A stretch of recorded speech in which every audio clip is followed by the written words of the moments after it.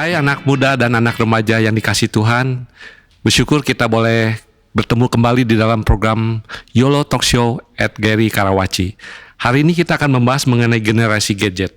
Seperti biasa, host Yandi Alexander dan kemudian ditemani oleh dua narasumber. Di sebelah kiri saya Pak David Tong, apa kabar Pak? Baik. Dan di sebelah kanan saya Bapak Pendeta Pak Him, apa kabar? Baik. Puji Tuhan ya, tetap semangat kita terus mengikuti program talk show ini. Dan kita ditemani juga oleh Abel, apa kabar? Baik. Baik, puji Tuhan. Kemudian ditemani sebelah kiri saya ada Renat. Baik. Puji Tuhan. Cynthia? Baik kok. Oh baik. Saya belum mengatakan apa kabar, sudah baik. Luar biasa.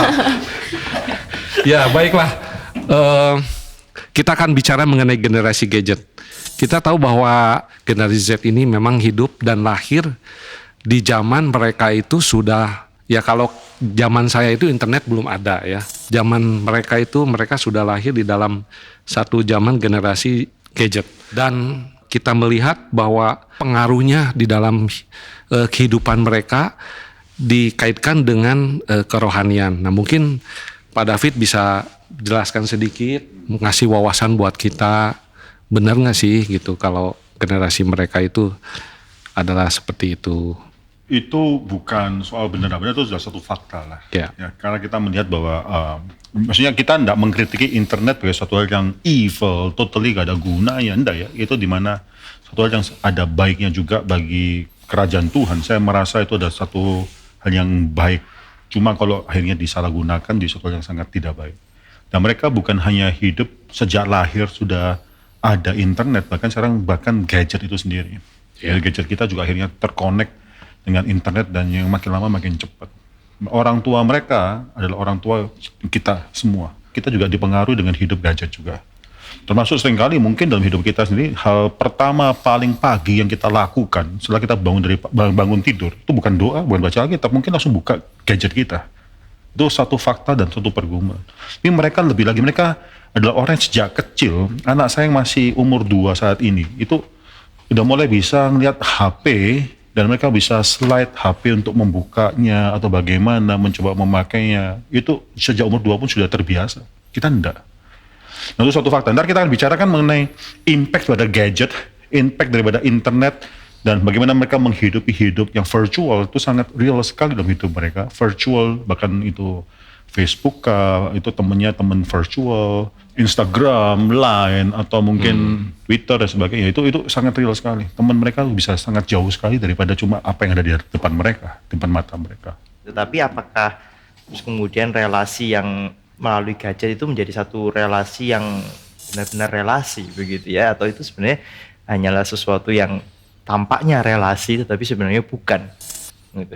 Yang menyedihkan adalah semakin orang bisa memakai ini, kenyataannya makin sulit untuk bicara satu sama lain secara personal gitu. Ketika bertemu dengan orang yang sesungguhnya tuh makin susah ngomong, begitu kan ya. Tapi kalau di medsos begitu rame bener. Betul. Itu kan ya. Itu sebenarnya menunjukkan kepada kita bahwa ya mereka tidak belajar berelasi dengan benar, dengan seharusnya. Bahkan mungkin dengan keluarganya sendiri pun, ya bayangkan kalau setiap anggota keluarga terus kemudian pegang gadget dan nggak ada batasan. Mau di meja makan, mau di mana, di ruang keluarga atau apa, setiap saat. Ini tentu ada pengaruhnya. Ketika kita berelasi dengan manusia saja yang kita bisa lihat, kita nggak bisa kemudian berelasi dengan benar. Ya, bagaimana berelasi dengan Tuhan yang nggak bisa dilihat? Ya, itu akan menjadi hal yang lebih sulit lagi, lebih maya lagi bagi mereka, begitu ya. Mungkin kalau dengan sesama kan saya WA dengan Abel gitu, bisa dijawab langsung ya, gitu ya. Langsung dapat jawaban langsung. Nah kalau dengan Tuhan kan tidak langsung gitu ya. Instant, satu hal yang generasi, bukan mereka, kita enggak terus menyalahkan mereka. Termasuk saya, lihat kita semua ya, termasuk anak-anak yang muda, itu sangat mengharapkan something yang instant pada zaman ini. Internet itu, di dalam zamannya saya, tahun 90-an tuh baru ada, itu suara modem, itu masih ingat deh suara modem. Dia anak muda mungkin nggak tahu modem itu apa gitu ya, suara modem apa lagi gitu. Ya itu suara modem tuh sangat menyenangkan ketika akhirnya connect. Dan connectnya 33,6 kilobit per second. Wah itu luar biasa cepat ya, bukan 14,4 tapi 33,6 misalnya. Ini mungkin generasi muda juga nggak tahu nih maksudnya ngomong apa gitu ya. Mereka connect juga, saya nggak pernah tahu speed connection mereka atau bagaimana. Cuma yang kita harapkan LTE ya, yaitu 4G LTE yang sangat cepat sekali. Maka di sini kalau kita melihat generasi kita ini, kita hidup satu zaman yang mengharapkan something yang cepat, instant feedback. Makanya saya rasa salah satu kesulitan kita yang hidup dalam zaman ini, kita menghidupi suatu Tuhan yang mungkin takes a lot of time, waktu yang panjang untuk mendidik kita, membentuk kita, mempersiapkan kita, akhirnya untuk bergumul di hadapan Tuhan. Jangan lupa, dalam Alkitab tuh banyak sekali momen-momen orang dididik oleh Tuhan itu justru melalui waktu. Kita sangat sulit sekali. Kita sekarang benar generasi you only live now, bukan cuma you only live once, tapi now. The nowness itu satu hal yang sangat-sangat menjadi berhala bagi banyak orang pada zaman ini. Saya mungkin bisa tanya nih ya, anak-anak muda di sini udah punya pacar lo belum? Belum. Belum. Kalau dulu saya sama pacar saya ya, sekarang ex pacar, sekarang jadi istri ya. Tulis surat itu, waduh, itu berbunga-bunga lah. Ada romantisnya juga, mengharapkan surat datang, menantikan 2 bulan. Saya di Amerika, di Indonesia tuh menantikan demikian lama. Sekarang apa? WhatsApp nih. Lalu kalau udah canteng 2 kali, udah warna biru, nggak bales dalam waktu 1 menit. Wah, ini apa yang terjadi nih? Kamu kenapa nggak balas WhatsApp saya dalam waktu 1 menit atau bagaimana? Mungkin dari hal yang lain juga sama seperti demikian. Tapi itu, kita nggak bisa menikmati waktu. Oleh karena itu, realitas bahwa Tuhan itu ada dan Tuhan tapi diem, nggak menjawab kita. Sedangkan Tuhan nggak kasih kita konformasi terhadap apa yang kita harapkan. Itu nggak bisa dinikmati lagi. Kita nggak bisa menikmati hal tersebut ya. Kita benar-benar menghidupi you only live now, this moment. Kita nggak bisa menantikan pembentukan Tuhan. Saya rasa itu salah satu faktor. Tapi bukannya kalau misalnya kita mengharapkan sesuatu instan, kita malah bisa memanfaatkan waktu lebih banyak lagi buat memuliakan. Lebih efektif gitu ya. Iya, lebih efektif ya. Ada efisiensi tersebut ada, tapi at the cost, akhirnya karena kita mengutamakan efisiensi, kita apapun pekerjaan di tempat pekerjaan itu di measure daripada efisiensi kita. Yaitu kita sangat diharapkan untuk produce something and produce something really quick. Itu ada porsinya, cuma akhirnya on the other hand kita nggak bisa menikmati lagi waktu. Nah, terus kalau satu hari Abel atau Reinhard sudah ada pacar ya, belajar untuk akhirnya bersurat-suratan. Bukan cuma WhatsApp, ya belajar tulis surat. Dahulu pacar maaf, dulu. Pak. Hah? Nulis udah nggak bisa. Udah nggak bisa nulis lagi ya? Waduh, Udah nggak bisa nulis sekarang. Bener Mas, nulis itu pas ulangan Ya udah doang. kamu tulis di WhatsApp, Di print. kirim, lalu tunggu 1 minggu, jangan kirim yang kilat 1 minggu aja. Gue menanti kan itu. Justru indah juga ya. Wah, itu seperti waktu itu. dapet ya, dapet something real. Sekarang ya, happy birthday atau gimana, itu instant. Dan lagi ada yang mau membuat sesuatu untuk pacarnya, atau bagaimana membuat suatu hal yang kreatif, lu kirimkan, lalu mereka mendapatkan, lalu tangible, mereka melihat ada suatu hal yang memang benar-benar real, mereka bisa rasakan jerih payah yang diluangkan untuk membuat semua hal itu. Enggak. Happy birthday ya, atau bagaimana, instan aja. Kado beli online. Kado beli online. Kirim pakai Bunganya aja foto, Pak. Foto bunga kirim aja gitu kan. Tapi selain itu yang nanggepin yang tadi Abel bilang, kita juga sebagai anak remaja itu jadi waktunya yang sebenarnya ada banyak dalam sehari. Itu jadi kayak kesannya sibuk gitu kita. Myth daripada efficiency. Kadang-kadang orang kalau kerja itu, mereka bisa multitasking. Semuanya, karena download apa terlalu cepat. Ya mereka akhirnya buka sekaligus mungkin tempat kerja layar berbagai. Apakah lebih produktif? Enggak loh. Dengan multitasking demikian kadang-kadang justru di dalam kantor itu akhirnya orang kehabisan waktu untuk mungkin sambil kerja, sambil nonton, sambil Facebook, itu terpecah-pecah pemikiran demikian, itu akhirnya nggak menjamin mereka akan bisa lebih produktif. Nggak heran ya sekarang ya kebaktian juga makin lama makin cepat. Ya, saya waktu di Amerika itu ya, itu kebaktian seringkali kalau saya datang satu kebaktian itu 1 jam. 1 jam itu aja sudah dianggap cukup lama. 1 jam itu sudah termasuk di dalamnya khotbah, ada perjamuan kudus, ada 1 jam selesai. Oh ya? Khotbah itu kira-kira 25 menit. Nah ini suatu hal yang kita hadapi ya, kita sangat-sangat tidak sabar dalam zaman di mana kita hidup. You only live now, itu yang kita mau perjuangkan. Bahkan experience suatu merasakan the nowness tersebut. Tapi memang social media kayak Instagram, YouTube gitu itu memang sangat memakan waktu gitu. Kayak apa namanya? Ya kita buka itu, kita pakai itu. Akhirnya kalian spend berapa waktu di Instagram? Iya, dalam 1 hari itu bisa maksudnya berjam-jam dalam YouTube gitu. Saya baca Jika statistik dihitung. terakhir kali dalam Generation C itu karena terlalu banyak internet dan ini dan itu ya. itu mereka pegang ini, rata-rata lihat screen ini, itu 57% itu memakan waktu 4 jam lebih. Lalu udah kira-kira tambah 25% berikutnya itu kira-kira 6 jam lebih lihat screen. Nah, ini akan mengganti semua hal yang akhirnya memakan waktu kita dalam hidup kita. Dulu TV, sekarang ini. Sekarang ini. Iya. Tapi gimana dengan kalau konteksnya memang kita membutuhkan itu Pak, misalnya dapat informasi di grup. Oh, itu enggak salah, saya nggak mengatakan kita buang ini, enggak salah. Kita buang. Untuk hal-hal produktif itu maksudnya baik gitu, karena Nah, banyak memang fakta informasi. menunjukkan bahwa akhirnya kita komunikasi cuma satu ini. Betul. Bahkan ini jadi tempat untuk membangunkan kita, alarm, kita baca berita, kita akhirnya send message. Ini benar, bukan berarti kan bahwa kita Satu orang juga yang anti. Kita juga dari Kadang-kadang gadget bahkan juga dengan ya, demikian. Satu teduh. Tapi ini suatu pergumulan yang tidak pernah dihadapi oleh orang-orang zaman sebelumnya. By the way, saudara, internet ya. Kita kalau bicara mengenai internet, kalian ini hidup dalam satu zaman, kita semua ya, tapi khususnya nanti pasti lebih lagi pada anak-anak yang lebih muda, di mana overloaded dengan information everywhere. Itu kalian bisa dapatkan semua informasi. Kalian tidak kekurangan information. Bahkan seringkali kita cari problem matematika, solusinya pun ketik di Google aja gitu kan, itu bisa dapat solusinya. Tapi sayangnya adalah banyak informasi, akhirnya kita tidak bisa memilah-milah mana informasi yang benar, mana informasi yang salah. Jadi kita dapat informasi banyak, tapi lose the wisdom untuk mengetahui apa yang benar dan apa yang salah. Ini kalau zaman sekarang ini kan kita juga dapat kemudahan. Nah, banyak juga orang yang akhirnya anak muda, waduh saya malas nih bangunnya udah terlambat. Udah aja saya buka di internet gitu, firman Buka Tuhan. apa? Buka firman Tuhan khotbah. Minta dibukakan untuk Ibadahnya streaming. Live streaming. Kita sebagai suatu anggota gereja tubuh Kristus kita di Karawaci atau dimanapun ya, kita harus bisa mempergunakan internet. Cuma bagaimana sekarang membuat akhirnya anak-anak muda ini bukan akhirnya menuhankan internet dan kayak semua presence itu gampang didapati, temen pun bisa dekat, tapi mereka bisa melihat ada persekutuan juga mereka harapkan dalam suatu gereja. Nah, saya sangat merindukan sekali gereja lokal itu adalah satu gereja yang akhirnya semua orang menikmati keberadaan satu dengan yang lain. Jadi bukan karena mereka bisa dengarkan firman Tuhan di internet, lalu mereka ya sudah itu jadi opsi yang mereka perjuangkan. Dan itu satu fakta, mereka hidup dengan internet dan internet makin lama makin cepat. Di zaman dimana saya masih di college, saya tidak bisa membayangkan orang bisa stream video.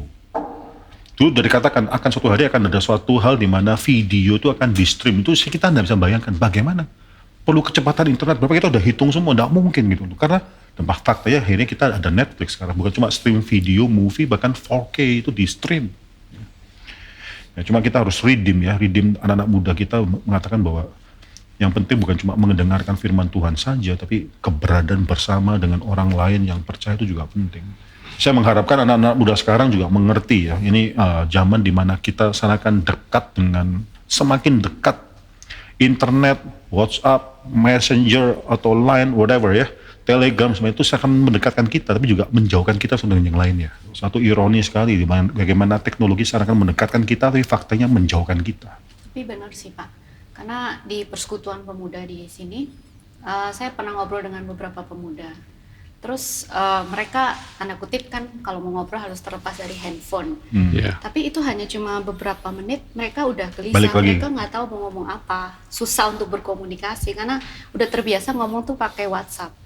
Maka ada salah satu anak KTB saya, dia bilang, Ci, saya lebih gampang kalau ngomong via WhatsApp, boleh nggak curhatnya via WhatsApp? Terus kayak kenapa nggak ketemu kalau bisa ketemu gitu? Karena saya kalau ngomong langsung tuh susah mau ngomongnya gitu. Pak. Banyak Ya. yang di WhatsApp sama Line Ya. itu cerewetnya.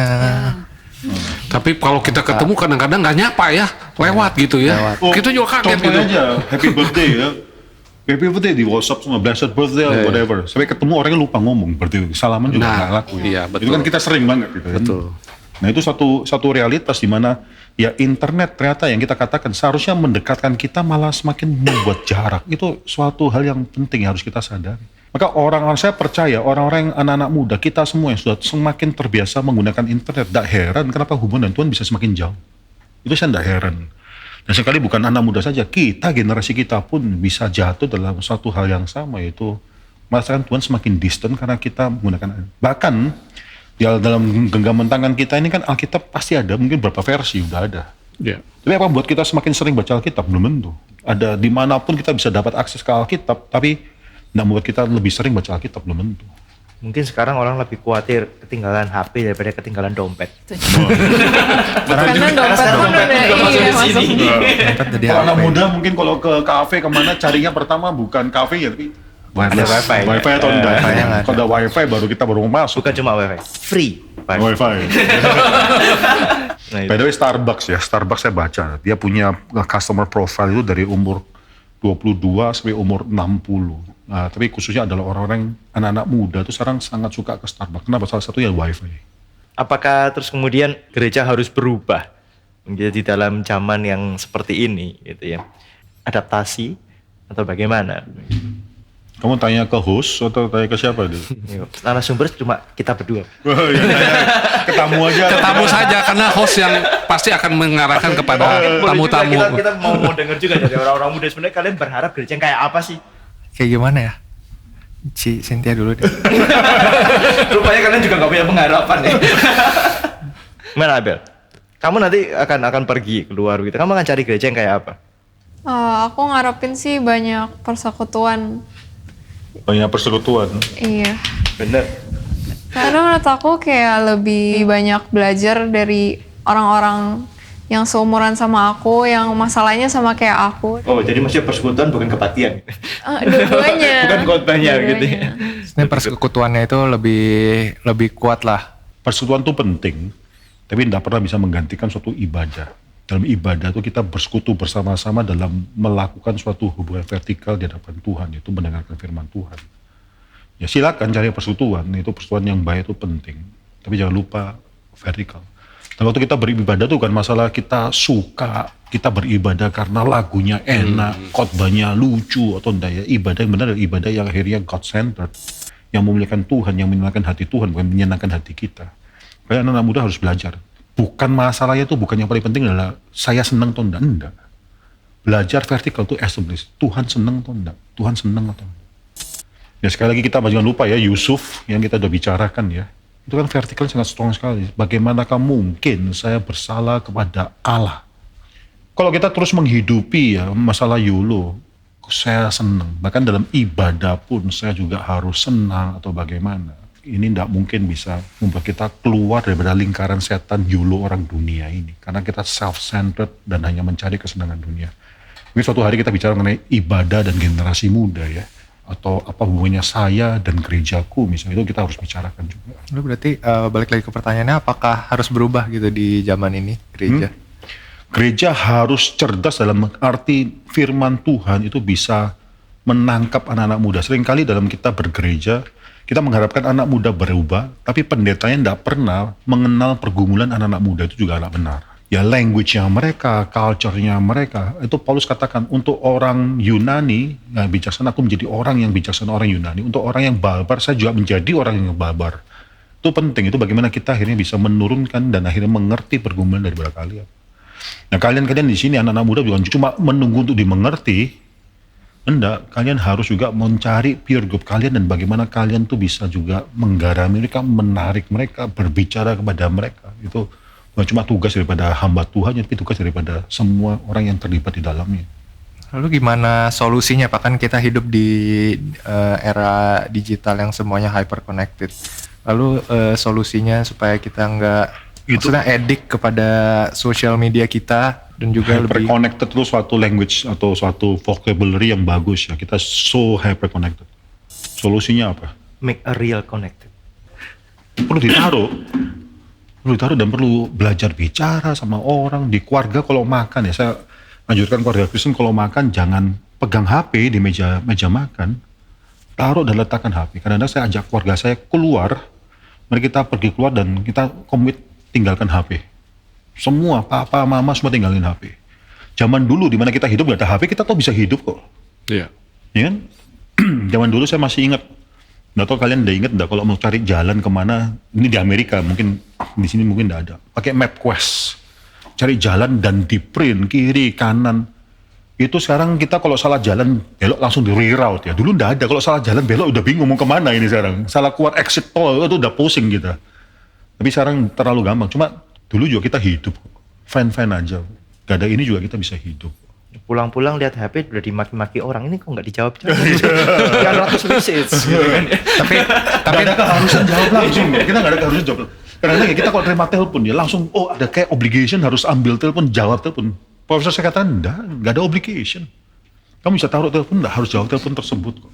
Taruh saja dan kita bisa langsung berkomunikasi face to face. Nah, itu perlu skill untuk bisa berkomunikasi face to face tuh. Ya antara untuk anak KTB dari Ibu Cynthia juga harus ajak ketemu aja, ajak ketemu. Waktu itu pernah buat game sih Pak. Jadi kalau lagi makan kita semua taruh di tengah gitu. Nanti kalau ada yang mau ambil nanti bayarin semuanya. Jadi nggak ada yang ngambil. Tapi emang pada akhirnya bisa ngobrol sih. Dulu ya kalau kita main bulu tangkis harus ada 2 orang atau 4 orang kalau ganda. Kalau kita main volley harus ada 12 orang, 6 sama 6. Kalau kita main sepak bola harus ada 22 orang, ya 11 sama 11. Sekarang kita lakukan semua itu sendirian. ya sendiri Dengan di HP. Kalau kita lawan komputer gitu kan, semua sendirian. Catur pun juga sendirian gitu kan. Nah, ini suatu hal yang blessing juga, satu hal yang harus kita perhatikan baik-baik. Jangan sampai ini akhirnya menjadi tuan di atas kita tunduk di bawah. Ya enggak, kita memakai ini sebagai suatu hamba yang setia. Itu penting. Tapi kenyataannya banyak anak muda dan termasuk kami juga yang di gereja ini juga benar-benar udah edik banget sama sosial media itu, karena berbagai informasi itu secara random kita nggak cari udah disuguhin aja di YouTube gitu misalnya. Udah banyak banget. Jadi kita kehilangan fokus lah, kalau yang tadi Pak David bilang nggak produktif dan lain sebagainya. Nah, coba yang lain gimana? Ini solusinya apa nih? Ini suatu hal yang real pergumulan daripada anak-anak muda pada zaman ini. Solusinya bagaimana? Kuota dibatasin. Detox HP. Kuota dibatasin, dia pakai wireless gereja. Pakai wireless dari Maksudnya udah tahu ya. Maksudnya udah dikasih tahu. Udah apa-apa kuota dibatasin, pokoknya ada wireless gratis aja. Dia cari tempat yang gratis. Lemot gereja. Gerejanya udah. Kenapa lemot? Karena Banyak yang pakai. Oke ya. Tapi memang mesti ada pembatasan waktu juga ya. Kita, kalau saya sebagai orang tua juga komitmen juga kalau memang kita ke anak kita, kalau malam nih udah jangan pakai jam sekian ya, kita pun juga sama. Kan banyak orang tua udah nggak membatasi ini gitu. Nah, itu salah orang tua. Jadi nggak bisa, problem remaja kita itu seringkali jadi problem daripada orang tua juga.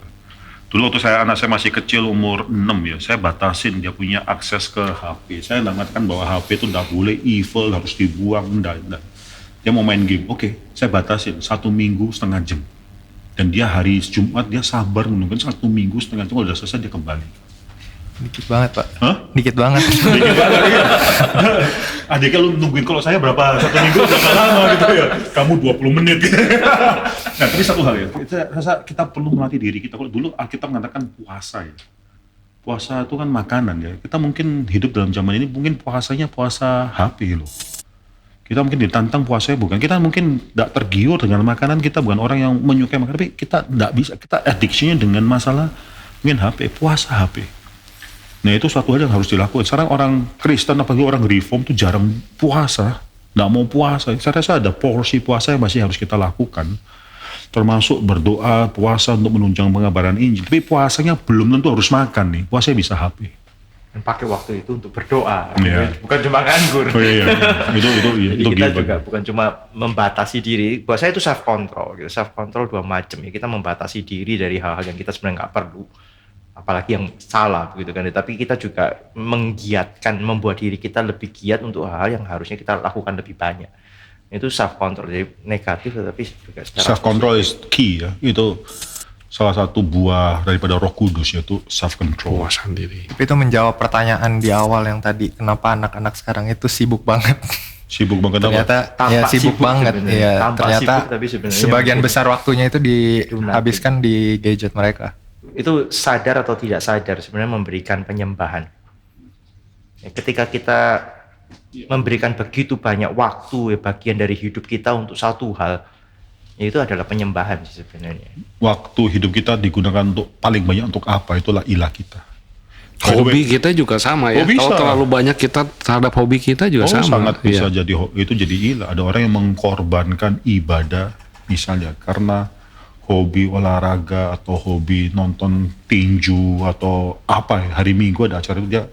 Saya kenal ada orang yang demikian di Amerika. Ada di Amerika ini barusan ada football, lalu itu ada hari pertandingan yang sangat penting sekali, playoff pada hari Minggu, itu ada orang yang akhirnya mengkorbankan ibadah gara-gara sport. By the way, saya mau tanya nih, teman-teman ada yang addiction, kita kan bicara mengenai addiction ya, addiction kopi ada nggak? Kopi. Harus minum kopi, kalau enggak hari itu enggak bisa function. Ayo. Kopi nggak? Kopi yang edik sama saya. Nah ini juga satu hal dimana kita perlu melepaskan ketergantungan kita pada hal semacam itu. Tapi itu juga harus dilepaskan ya? Iya, karena Addicted terhadap kopi. termasuk semua terhadap apapun yang akhirnya mengikat kita, itu hal-hal kecil ini kita harus perhatikan karena ada freedom, ada suatu kebebasan dalam Kristus di mana kita mengatakan itu tidak mendefinisikan saya, termasuk ini pelajari hal yang kecil, kopi lah, handphone lah atau apa. Ya, jangan sampai kemudian kita nggak bisa melakukan hal yang lebih penting gara-gara nggak ada itu gitu loh. Nah kita harus tahu apa yang akhirnya kita addicted to ya, termasuk ada yang kopi, ada yang HP, ada sebagainya. Pada akhirnya Tuhan mengatakan dalam dunia ini tidak ada satupun yang seharusnya bisa mengikat kita dan melepaskan kita dari menikmati Tuhan.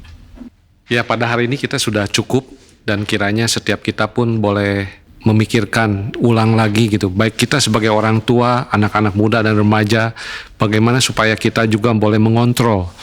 Gadget ini bukan gadget yang mengontrol kita. Dan ini satu hal pembelajaran buat kita semua, dan bersyukur tema ini boleh memberikan kita warning bahwa relasi kita dengan sesama kita lebih baik, dan juga yang terpenting adalah relasi kita dengan Tuhan. Jangan sampai generasi gadget ini menjauh daripada Tuhan. Demikian untuk sesi hari ini. Tuhan berkati kita semua.